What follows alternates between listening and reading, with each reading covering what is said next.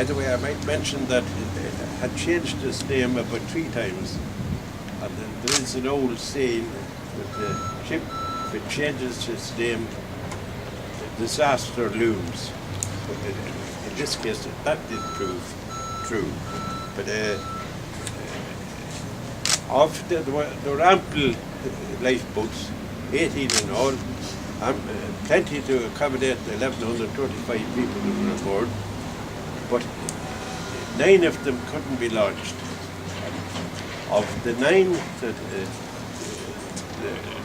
couldn't be launched properly, 9 of them come down to deck level, and when the passengers got aboard, they requested of manoeuvring the thing, and about 6 of those went end first. Passengers tipped into the sea, and the passengers on the ship side were banged between the lifeboat and the ship, fell like mice, dead into the sea. And so we had dead straight away. I thought the fire would be put out. I was certain the fire would be put out, so I didn't make any attempt to disembark. And went back, and the bar was open, and a few drinks to calm the nerves after I dropped the light down the pump. And it wasn't much more. Eventually, after a short while, I found I heard voices. I was I'd lean into my right side, so I couldn't turn, but the voices covered my left. And eventually, I did see them. I thought I was dead. I thought it was across the river Styx in the head. I was absolutely convinced of that. And when I did get a look at the rescuers, they looked at foreign Far Eastern people. And that convinced me maybe I was in heaven. So, not been used to that, that's what I said. I soon recognised the national. So we went aboard, and that's about it. That's my story. I leave it there. Thank you very much. Thank you. Our next person to talk is Gordon Holmes, who was a very young seaman on the HMS Centaur. I'm here today really to represent the ship's company of HMS Centaur, the aircraft carrier. If I can take you back in time a little bit, I can take you on a little journey. Maybe it's better to try to explain to you how I felt as a 17-year-old on board a warship, basically. And we were travelling from Portsmouth, a few days behind the Lakonia, when we got a message to assist a passenger ship which was stricken, and they needed our assistance. So immediately the ship gathered speed, and you could feel the engines, and you could feel the shaking of the ship. So we knew it was important.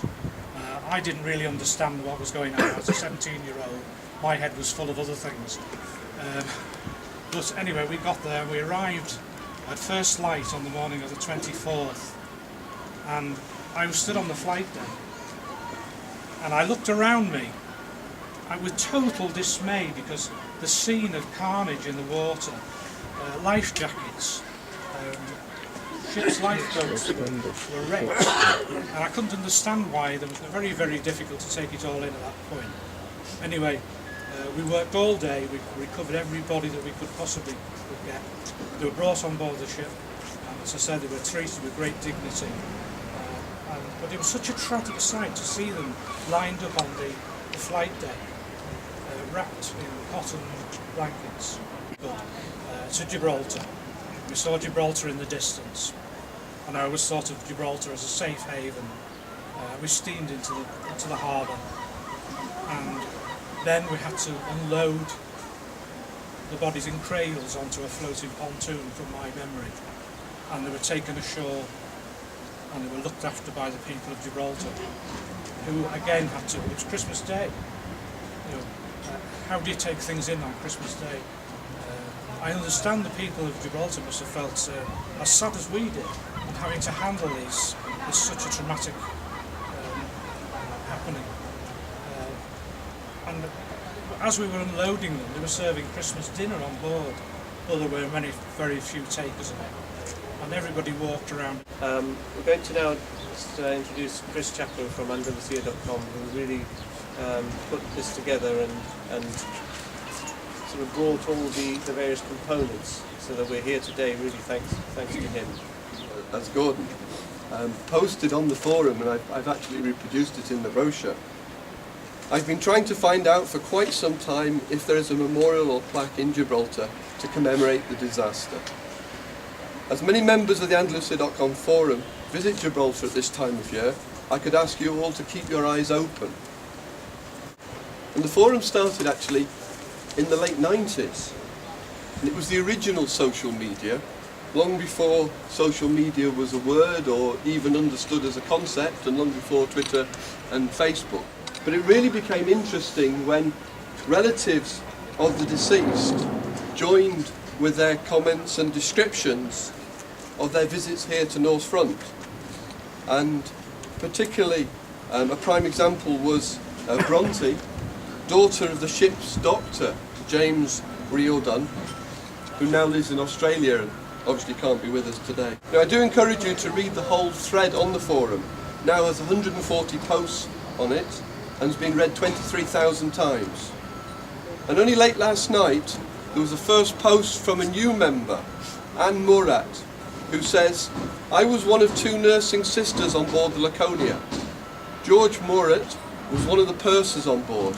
He swam and saved the life of one of the passengers, Mrs. Wilkinson, who unfortunately lost her husband. I was picked up from 8 hours at sea by a sailor called Bernard Purcell, one of the crew of the Mount Calm. If only I knew about this ceremony, I would have been there, but I will be thinking of you tomorrow." And the happy ending for me, as I married the purser George Murat and have 3 lovely children, all adults now, and of course with children of their own. The ministers caught up in the ceremonial swearing in of the governor at the Parliament building.